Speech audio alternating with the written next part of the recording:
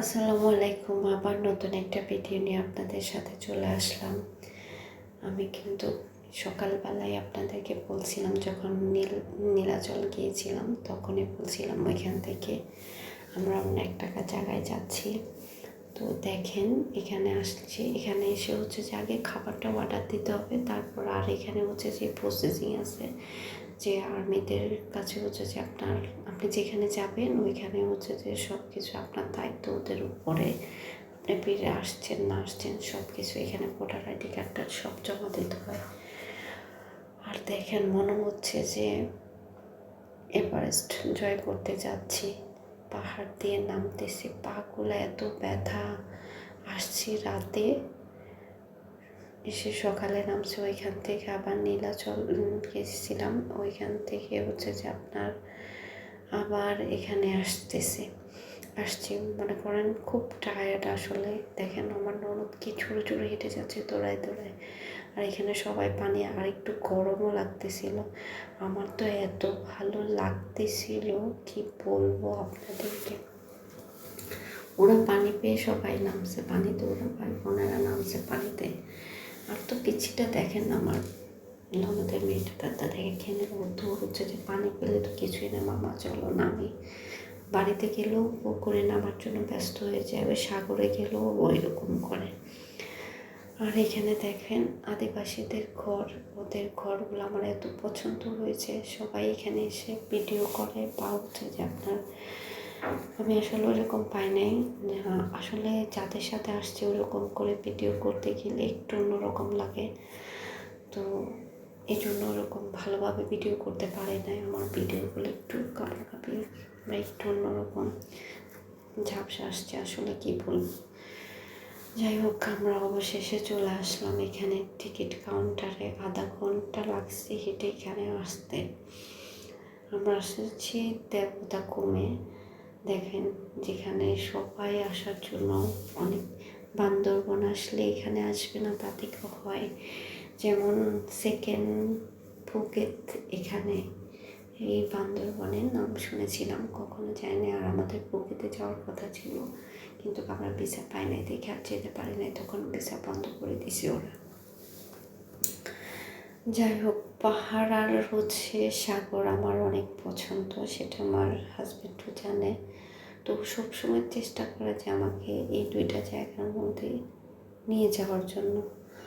তো দেখেন আমার পিচ্ছিটা দেখেন, ও পানি নিয়ে, ওর মা হচ্ছে যে নৌকায় উঠতে পারতেছে না, আর ও হচ্ছে যে মাশাল্লাহ ও অনেক, এত বাচ্চারা এরকম হাঁটে বোঝা যায় না, কিন্তু ও এত, মানে ওর মা থেকেও অনেক ভালো হেঁটেছে। ও অনেক এনজয় করেছে সবার সাথে। আর তো পানি তো এমনি অনেক পছন্দ। দেখেন এই জায়গার থেকে আমরা অন্য জায়গায় যেতে হবে, ওই সামনে যে গিয়ে নাকি আবার একটা, ওইটা কিন্তু আমাদের হচ্ছে যে গাইডম্যান, এই যে এটা হচ্ছে আমাদের গাইডম্যান, ও আমাদের গাইড করে নিয়ে আসছে। এরকম এক একজনের সাথে এক একটা গাইডম্যান থাকে, ওদেরকে নিয়ে আসে। তো আমরা এখান থেকে হচ্ছে যে ওই যে ভিতরে যাবে, ওইখানে আরেকটা পাহাড় আছে, নৌকা দিয়ে ঘুরতে হবে নাকি।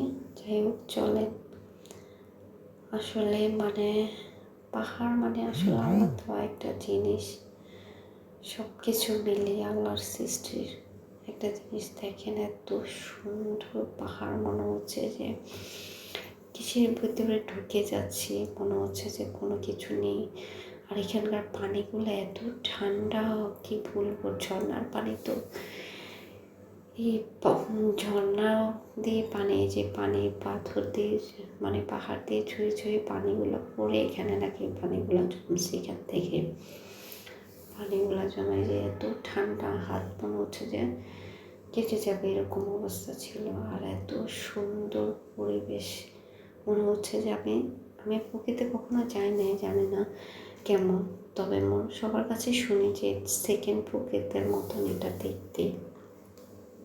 আমাদের বাংলাদেশে এত সুন্দর জায়গা আসলে না ঘুরলে বুঝতে পারবো না। আমি মনে করি সবার এরকম একটু সময় পেলে সবাই একটু বেড়ে ঘুরে আসাটা একটু উচিত, মানে মন ভালো করার জন্য। কিছু কিছু জায়গা আছে আমাদের বাংলাদেশেও, তো সেক্ষেত্রে আপনারা যেতে পারেন, ঘুরে আসতে পারেন ফ্যামিলি সহকারে। এই যে বাঁশের নৌকাগুলোতে একা চালানো সম্ভব না, আর ঠান্ডাও লেগে যাবে, আর আমারও একটু ঠান্ডা লেগে গেছে, এই জন্য আমি বলছিলাম ওঠার জন্য, পরে দেয়নি, আর আমি সাঁতারও জানি না, এই জন্য উঠে নেই। তো সব কিছু মিলিয়ে এত সুন্দর একটা পরিবেশ। ওই যে দেখেন, এটা হচ্ছে যে পাহাড়ের মানে সমুদ্রদ্বীপের হচ্ছে যে শেষ সীমান্ত, ওইটা এমনি একদম ওইদিকে আর যাওয়া যাবে না, ওইদিকে যাওয়া নিষেধ। এখন আমাদের নৌকাটা হচ্ছে ঘুরিয়ে ফেলবে মাঝে, যে দেখেন ঘুরে ফেলছে। আর নৌকা আমার অনেক পছন্দ, নৌকা দিয়ে ঘুরতে আমার অনেক ভালো লাগে। দেখেন নৌকা ছাড়া যেমন, মাঝি ছাড়া নৌকা যেমন অচল, তো এমনি হচ্ছে যে একটা মেয়ে তার একটা হাজবেন্ড ছাড়া তেমনি অচল। তো বিয়ের পরে একটা মেয়ে সবচেয়ে হচ্ছে যে মাঝির মতন, মানে নৌকার মতন যেমন মাঝি লাগে, তেমনি হচ্ছে যে একটা মানে খুঁটির মতন একটা মানুষ প্রয়োজন হয়, যদি আপনার সেই মানুষটা যদি আপনাকে বোঝে। এই পরিবেশগুলোতে এত ভালো লাগছিল। যাই হোক, আমরা চলে আসছি। হাঁটতে হাঁটতে পা ব্যথা হয়ে গেছে, আর অনেক ক্লান্ত হয়ে গেছি। দেখতে দেখতে কখন যে সব কিছু শেষ হয়ে গেলে খিদা লেগে গেছে, সবাই খাচ্ছে। তো আমি তো সব খাবার, এখানে সব খাবার ভালো লাগে না, যারা খাবার খান না তাদের কষ্ট হয়ে যাবে। তো ওদের ঝাল মশলা ছাড়া খাবারগুলো খায় অনেকে, যারা তেল মশলা ঝাল কম খায় তারা খেতে পারেন। দেখুন দেখতে দেখতে শেষ, আর আমি অনেক টায়ার্ড হয়ে গেছি। আমার ভিডিওটা যদি আপনাদের ভালো লেগে থাকে তাহলে লাইক কমেন্ট শেয়ার করে দেবেন। আল্লাহ হাফিজ।